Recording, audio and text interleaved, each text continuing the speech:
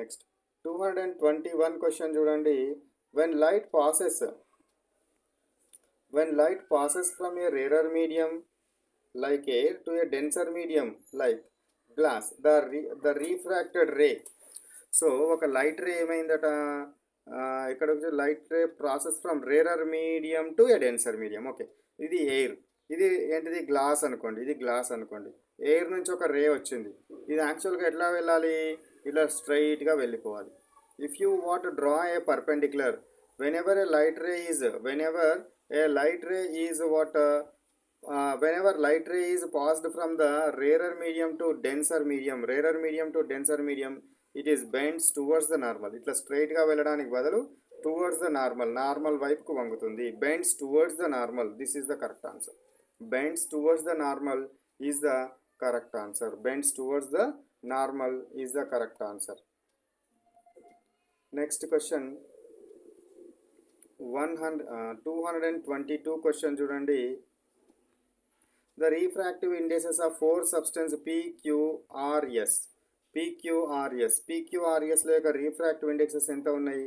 1.5, 1.36, 1.77, 1.31 respectively. The speed of light is maximum in which substance? So speed of light ఎక్కువగా ఉండాలంటే ఏ material యొక్క refractive index ఎక్కువగా ఉంటుందో అది కాంతిని అంత ఎక్కువగా వంచుతుంది, అంత ఎక్కువగా బెండింగ్ చేస్తుంది, అంత ఎక్కువగా బెండింగ్ చేయడము జరుగుతుంది. సో మనకి ఇక్కడ రీఫ్రాక్టివ్ ఇండెక్స్ అనేది ఏమవుతుంది? రీఫ్రాక్టివ్ ఇండెక్స్ ఇక్కడ మనకు refractive index and what velocity. So velocity is inversely proportional to refractive index. So కాబట్టి లైట్ మ్యాక్సిమం స్పీడ్ ఉండాలి, స్పీడ్ అనేది ఎక్కువ ఉండాలి. కాబట్టి రీఫ్రాక్టివ్ ఇండెక్స్ అనేది ఎట్లా ఉండాలి? తక్కువగా ఉండాలి. ఇలా తక్కువగా ఉన్నది ఏది? 1.31 తక్కువగా ఉంది. 1.31 తక్కువగా ఉంది కాబట్టి ఆన్సర్ ఏమవడం జరుగుతుంది? ఎస్ అవ్వడం జరుగుతుంది. ఆన్సర్ ఏదవుతుంది? ఎస్ అవ్వడం జరుగుతుంది. కాబట్టి రీఫ్రాక్టివ్ ఇండెక్స్ ఎస్కి తక్కువగా ఉంది కాబట్టి అందులోపల మనకు లైట్ అనేది మ్యాక్సిమం స్పీడ్గా ట్రావెల్ అవుతుంది. ఇది గుర్తుపెట్టుకోవాలి. Velocity is inversely proportional to refractive index. Next question. Next question let we go to 224 question చూడండి.